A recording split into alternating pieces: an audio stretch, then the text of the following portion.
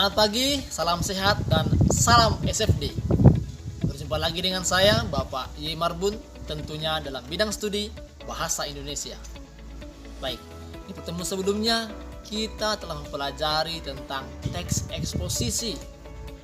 Apa itu teks eksposisi? Apa ciri-cirinya? Dan apa saja jenis-jenis dari teks eksposisi? Nah, di pertemuan kali ini kita akan mempelajari lebih jauh tentang teks eksposisi. Adapun yang menjadi tujuan pembelajaran kita kali ini dengan mengamalkan nilai karakter ke-SFD-an, yakni dengan mempertahankan kedisiplinan dan senantiasa bergembira, maka anak kami semua akan mampu menganalisis bagaimana struktur dan unsur-unsur kebahasaan dari teks eksposisi. Baik anakku semua, tetap jaga kesehatan, salam sehat, dan salam SFD. Struktur teks eksposisi. Seperti yang kita lihat, terdapat 3 struktur dari teks eksposisi. Nah, yang pertama ada pernyataan pendapat atau tesis. Kemudian ada argumentasi, lalu ada penegasan ulang pendapat atau reiteration. Baik, yang pertama yakni pernyataan pendapat, yakni bagian teks yang berisikan pendapat atau ungkapan atau gagasan si penulis. Bagian ini disebut juga bagian pembuka dari teks eksposisi, di mana ini berisikan tentang pendapat secara umum tentang suatu hal oleh si penulis. Nah, kemudian argumentasi, yakni bagian yang memuat alasan yang bisa memperkuat argumentasi si penulis dalam memperkuat atau menolak sesuatu gagasan. Setelah topik diangkat melalui opini, bagian selanjutnya ialah membuat opini tersebut didukung dengan argumentasi berdasarkan data dan fakta yang kuat serta sistematis.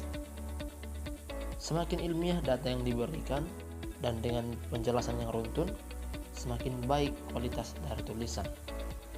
Karena itu, bagian ini pada umumnya lebih dari 1 paragraf. Sebab selain data-data dan fakta, beberapa jenis teks eksposisi memberikan penyajian contoh serta dengan alasannya.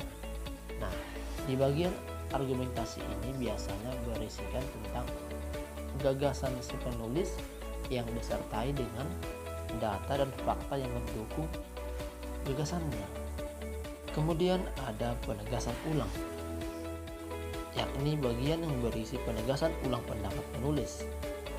Bagian ini berada pada paragraf akhir, sehingga disebut juga sebagai penutup atau kesimpulan. Tesis disebutkan tetapi biasanya tidak secara langsung, yaitu dengan menggunakan kata rujukan seperti pada akhirnya persoalan tersebut masih menjadi perdebatan. Kata tersebut merujuk pada yang diangkat pada bagian tesis yang pertama. Jadi pada bagian ini biasanya berisikan tentang penegasan ulang bagaimana tentang tesis yang diangkat di awal tadi. Kesimpulan secara umumnya bagaimana tesis yang diangkat di awal tadi. Oke. Baik, berikutnya unsur kebahasaan teks eksposisi. Apa saja kira-kira unsur-unsur kebahasaannya? Yang pertama, menyatakan dan menjelaskan pendapat. Jelas ya, di dalam teks eksposisi tentunya ada pendapat atau gagasan si penulis. Kemudian memuat fakta yang bersumber dari penelitian yang diperlukan data untuk menyajikan informasi. Nah, ketika kita ingin menyampaikan informasi atau gagasan, hendaklah didukung oleh fakta atau suatu kenyataan tertentu. Kemudian penegasan ulang pendapat berada di bagian penutup, jelas ya. Kemudian penggunaan pronomina atau kata ganti seperti contohnya dia, mereka, dan sebagainya macamnya. Kemudian ada penggunaan leksikal. Nah, ada kata leksikal, ada gramatikal. Apa perbedaannya? Nah, leksikal dia artinya sesuai dengan makna dari kata itu sendiri, tidak memiliki makna yang lain yang dapat dipengaruhi oleh situasi. Kemudian gramatikal adalah makna selain daripada kata itu sendiri yang dapat dipengaruhi oleh situasi. Contohnya kata banting tulang. Nah, kata banting tulang bisa saja bermakna bekerja keras. Tetapi kalau kita ambil secara leksikalnya, banting tulang berarti membantingkan tulang, yakni kata yang sebenarnya. Itulah yang dikatakan dengan leksikal. Oke. Kemudian ada penggunaan konjungsi. Jadi nanti di dalam teks eksposisi ini banyak juga dia menggunakan kata konjungsi ya. Nah, inilah dia unsur-unsur dari teks eksposisi. Nah, di sini terdapat sebuah teks eksposisi berjudul COVID-19, di mana telah terdapat di sini strukturnya, telah ditentukan strukturnya. Kemudian unsur kebahasaannya juga sudah ditentukan. Dapat kita lihat seperti tanda berwarna seperti yang ada di layar HP-mu.